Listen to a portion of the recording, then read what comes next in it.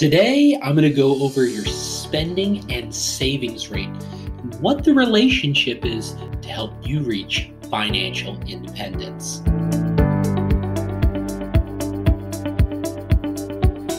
Hi, I'm Jamie with The Saving Secret, where I help you become more intentional with your money. If you're new to my channel, I share videos of how to help you save, because saving money is difficult. There's a lot of challenges out there that can make it more difficult than ever before.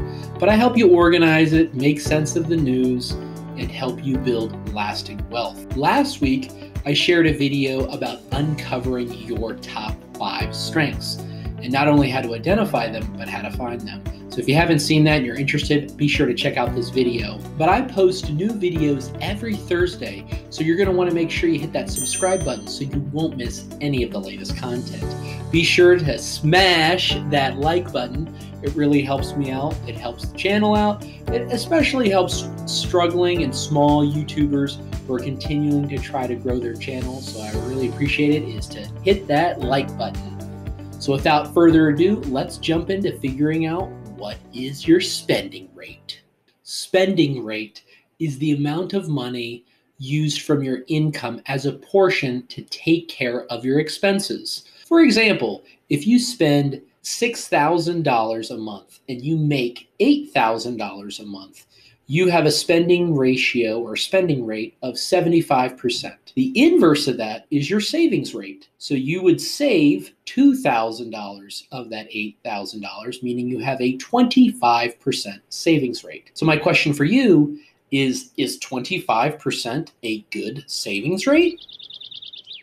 Let me know what your comments are in the comment section below. Let me know what you think. Is that good or bad? Well, to really understand whether or not this is good or bad, we really need to understand how it relates to financial independence. So let's take a look at what financial independence is. Financial independence is the status of having enough income to pay one's living expenses for the rest of one's life without having to be employed or dependent on others. When you truly understand financial independence, it's all about expenses. And let me let you know on a little secret. You need to understand your expenses if you want to understand your financial independence number and how to reach financial independence. I know that might sound crazy, but it's really important that you understand your expenses, because understanding your expenses is going to help you reach financial independence. But just because you understand expenses doesn't mean you understand the inverse of how your savings rate and how your spending rate work together. So this is really important to understand.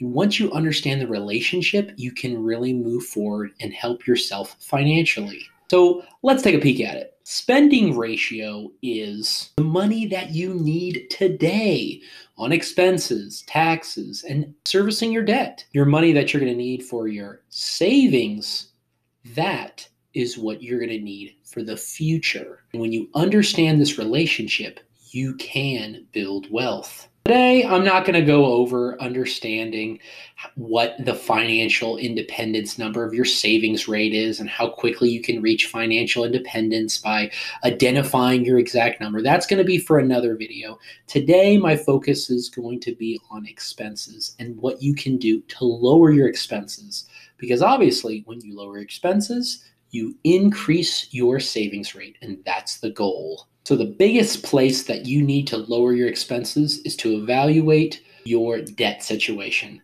Do you have student loans? Do you have car loans? Do you have any other kind of credit card debt? If that's the case, you need to get debt out of your life. And if you're not sure how to, the best way is by following the debt snowball method.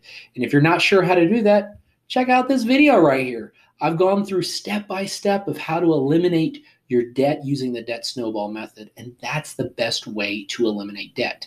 If you've already eliminated debt, good job.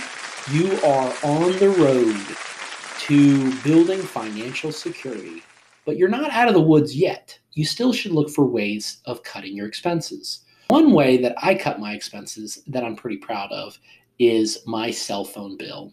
Now, there's a lot of different cell phone plans out there, and there's a lot of different emotional states with people about their cell phone bill. But one that I've been using for the last 2 years, and I'm a huge fan of it, is Mint Mobile. If you haven't heard of Mint Mobile, check out this video. I go in depth of it, and I tell you step by step of why this cell phone plan is one of the best.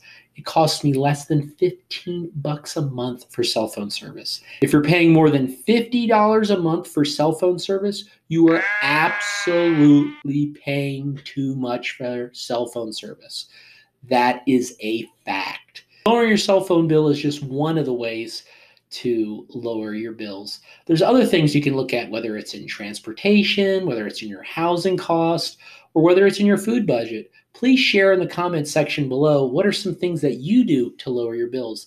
I'd really love to hear new ideas, and I'd love getting ideas from people who've been there and found ways to lower their expenses. Now, I know there's going to be some people who read this and say, lower your expenses. What about raising your income? That's really what you need to do. Well, if you think income is everything, check out this article where it shows that 78% of NFL athletes 2 years outside of retirement, they've been retired for 2 years, are going broke, that they're having financial struggles or on the brink or have declared bankruptcy. These NFL athletes, they work really hard, and it's not that they have an income problem. The problem that they have is their expenses are too high and they don't have a high enough savings rate. So savings rate is important, but the only way to get there is by limiting your expenses. So for all those people who are saying you need to make your income higher, you are correct. But better than making your income higher is to make sure first you have your money organized in a way that it's going to work for you. So make sure that you have a good percent of your money going towards savings to have a high savings rate. The goal to shoot for is 50%.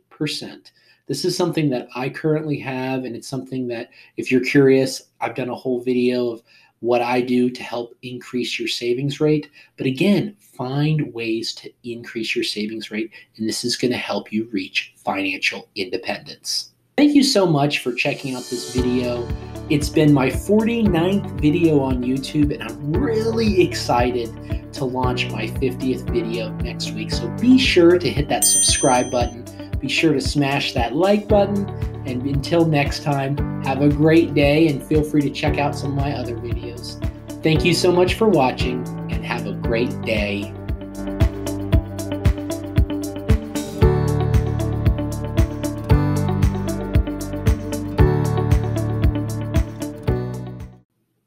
Food.